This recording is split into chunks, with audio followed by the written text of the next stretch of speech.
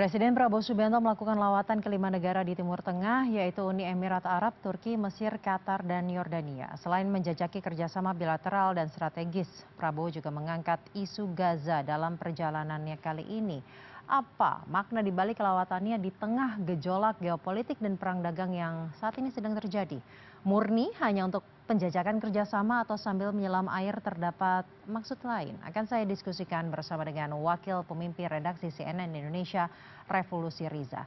Selamat malam Mas Revo. Selamat malam Saza. Mas Revo, murnikah hanya untuk memperkuat hubungan bilateral dan juga kerjasama strategis tentunya, atau sebenarnya membawa misi lain? Ya, kalau kita melihat kunjungan Presiden Prabowo ke Timur Tengah, ya ada 5 negara yang dikunjungi, tentu kalau berdasarkan konferensi pers atau pernyataan yang diberikan oleh Presiden Prabowo maupun dari Deputi Protokol dan Biro Media Istana gitu ya, kita melihat bahwa memang ada beberapa agenda gitu. Seperti yang kemarin kunjungan Presiden Prabowo ke 4 hari lalu ya, 3-4 hari lalu ke Uni Emirat Arab misalnya, ada beberapa hal yang dibicarakan dengan Presiden Muhammad bin Zayed gitu. Ada beberapa MOU yang ditandatangani, setidaknya ada 8 letter of intent maupun MOU yang ditandatangani antara pemerintah Indonesia maupun korporasi di Indonesia dengan Uni Emirat Arab, dengan pihak dari Uni Emirat Arab.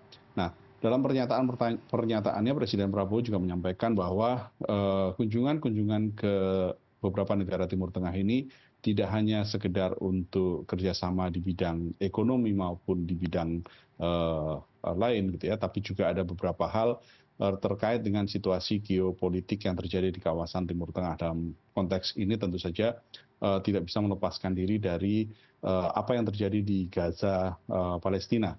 Yang kita tahu sampai sekarang serangan demi serangan dari Israel terus berlangsung ke Gaza, dan kemudian Presiden Prabowo juga menyampaikan bahwa ada rencana untuk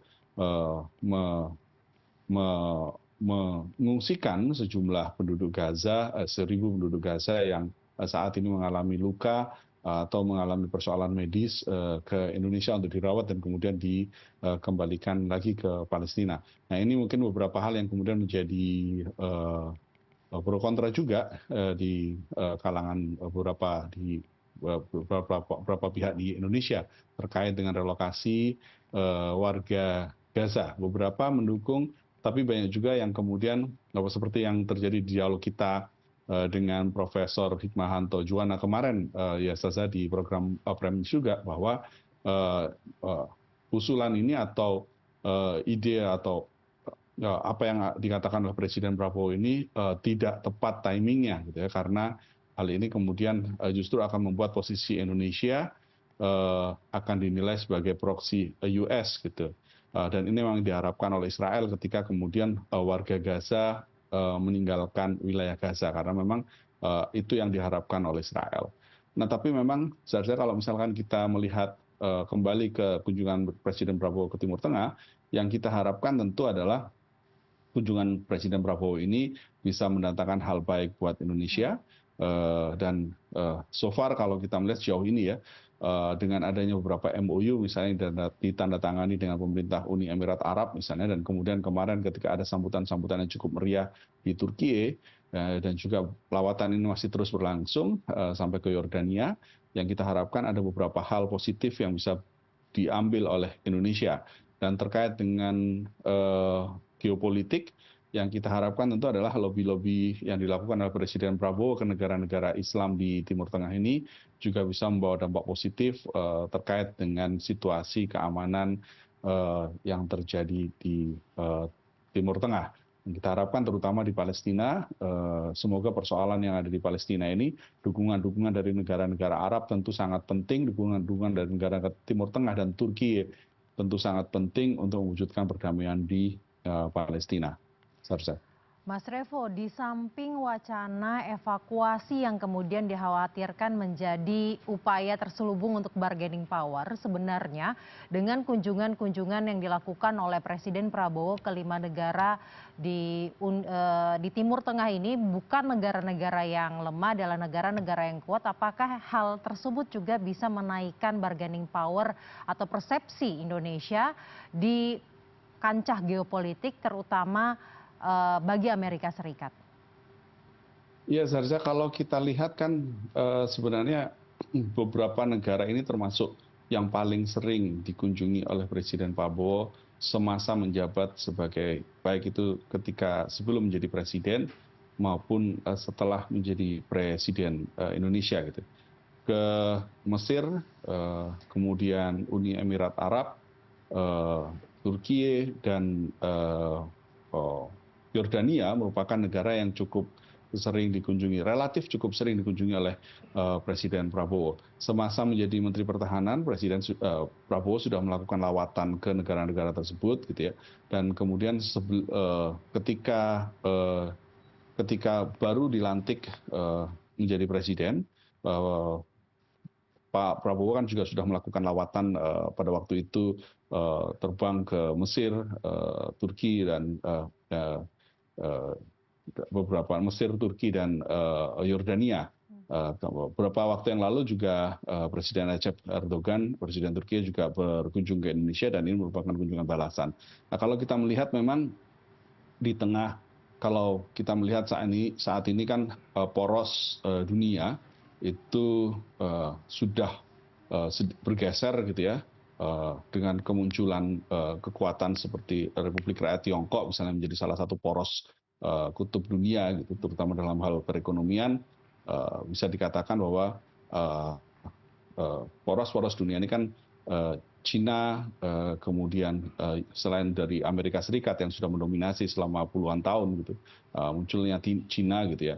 Dan tentunya Indonesia sebagai negara yang menganut politik luar negeri bebas aktif tidak bisa memihak salah satu dari poros-poros dunia tersebut. Maka ketika Presiden Prabowo melakukan lawatan-lawatan dan membina hubungan yang sangat baik ke negara-negara Timur Tengah, ini menjadi salah satu pengejawantahan lah politik luar negeri Indonesia yang bebas dan aktif.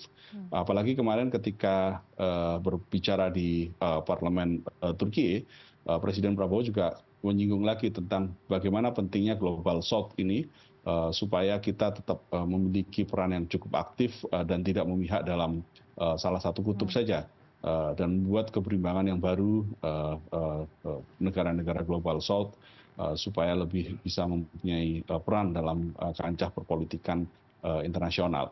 Dan kalau kita lihat negara-negara yang dikunjungi oleh Presiden Prabowo sebagian merupakan negara-negara yang cukup kuat dalam hal ekonominya, yang kita harapkan tentu juga ini membawa dampak positif terhadap Indonesia.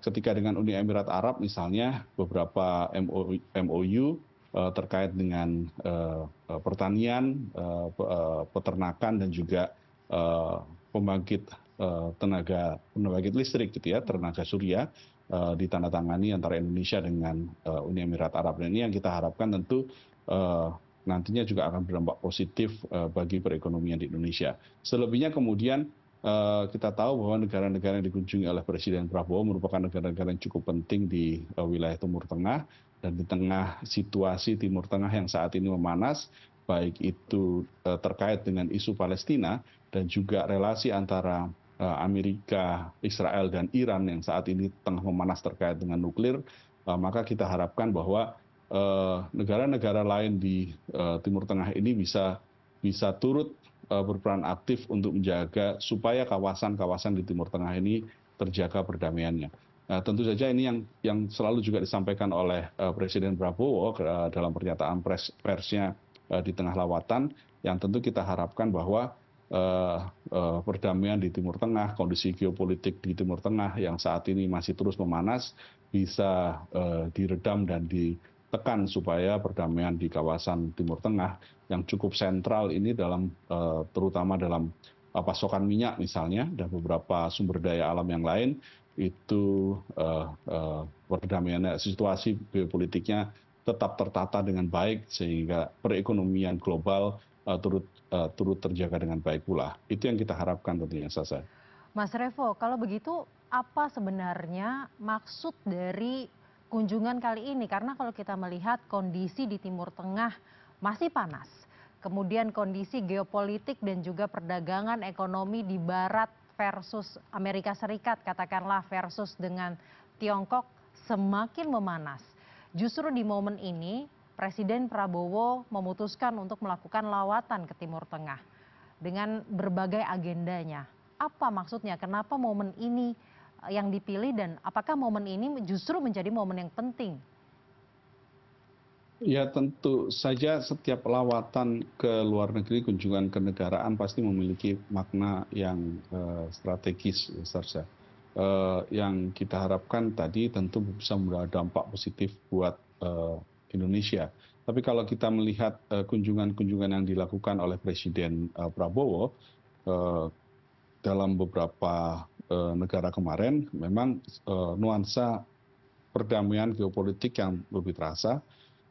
Kemudian kalau kita melihat bahwa beberapa perjanjian yang MOU yang ditandatangani terkait dengan kerjasama di bidang pertanian, kemudian ada beberapa hal kelautan dan juga terkait dengan pembangkit listrik yang di Uni Emirat Arab, gitu ya, antara Indonesia dengan Uni Emirat Arab.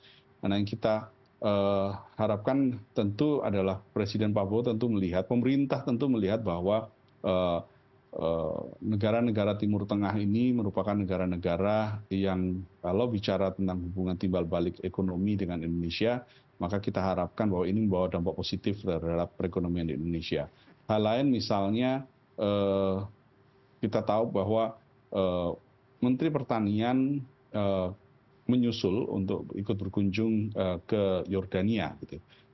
Bisa jadi pula ini tentu kita memaknainya bahwa dengan kehadiran Menteri Pertanian dalam kunjungan ke Yordania, apakah kemudian nanti akan ada MOU khusus antara Indonesia dengan Yordania terkait dengan isu pertanian, yang tentu kita harapkan adalah adanya hal positif lah dalam kunjungan Presiden Prabowo ke Yordania. Karena kita tahu bahwa Indonesia saat ini sudah bisa dikatakan bahwa pertanian di Indonesia cukup baik kondisinya. Pemerintah bahkan kemarin minggu lalu sudah melakukan panen raya di beberapa titik, 14 titik.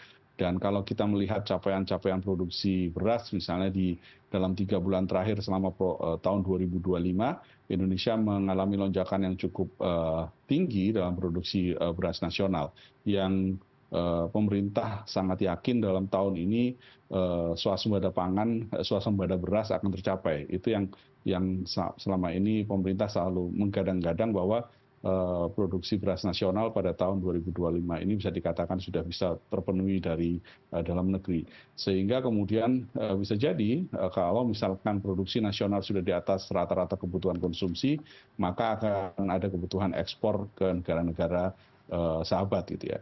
Nah, bisa jadi pula ini mungkin yang juga mendasari apa yang semoga ini yang kita harapkan, gitu ya, bahwa akan ada dampak positif, gitu ya, dalam terkait dengan ekspor impor atau kerjasama di bidang pertanian. Nah, hal lain kalau kita lihat ya tadi, Sarja, selain MOU di bidang ekonomi, tentunya yang kita harapkan Indonesia juga berperan aktif, gitu ya, sekali lagi berperan aktif dalam mewujudkan perdamaian dunia. Perdamaian dunia terutama di kawasan Timur Tengah. Hanya saja memang yang seperti disampaikan oleh Profesor Hikmahanto Juwana kemarin dalam talk show kita di Prime News juga, di program Prime News, bahwa pemerintah harus menghitung dampak-dampak kalau misalkan melakukan kebijakan-kebijakan atau langkah-langkah tertentu seperti ide untuk gagasan untuk merelokasi warga Gaza misalnya, karena jangan sampai kemudian hal itu menjadi kontraproduktif terhadap image Indonesia, walaupun niatnya baik, tapi kalau misalkan kemudian ini justru membawa hal yang kontraproduktif untuk warga Gaza, untuk di Gaza sendiri, tentu itu yang tidak kita inginkan. Nah, ini yang kita melihat bahwa kunjungan-kunjungan Presiden Prabowo ke 5 negara di Timur Tengah Dan seperti yang disampaikan oleh beliau sendiri dalam pernyataan-pernyataan persnya, bahwa bertukar pikiran untuk mencari jalan temu atau jalan keluar untuk perdamaian di Palestina dari pemimpin-pemimpin yang ada di Timur Tengah. Yang kita harapkan itu bisa berjalan dengan lancar sehingga pada akhirnya memang bisa benar-benar bisa mewujudkan perdamaian yang baik di Palestina dan kawasan Timur Tengah. Baik, terima kasih Wakil Pemimpin Redaksi CNN Indonesia Revolusi Riza telah bergabung bersama kami malam hari ini di Prime News.